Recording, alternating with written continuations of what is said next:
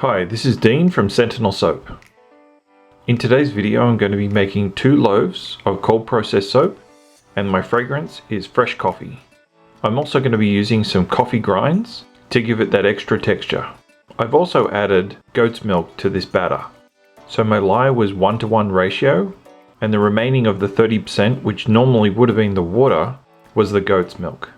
So I've split this into 3 colors. One's going to be a dark brown, which is Cappuccino Mica, and then I've added a little bit more of Cappuccino Mica to the smaller container just to give it an extra brown color, but not too dark. And then the last one, and I've added some gold mica and some white titanium. This started to thicken up on me pretty quickly, so I was working at a pretty fast pace to get it all into the molds.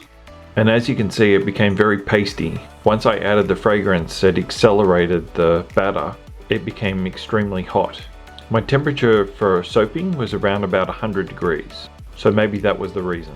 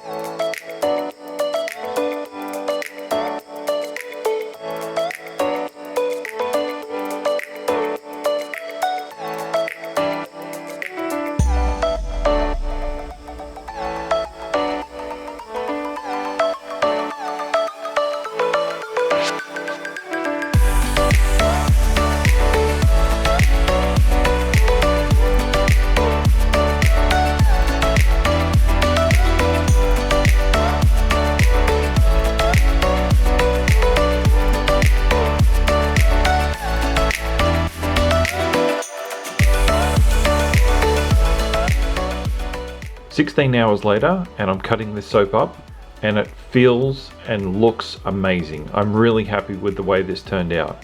It didn't have the swirl that I had in mind when I was making it, but to actually think that it thickened up on me so quickly that I really didn't have time to add that swirl. So apart from that, I'm really happy with this soap. So if you like this video, please give me a thumbs up, make sure you subscribe to my channel, and thanks for watching.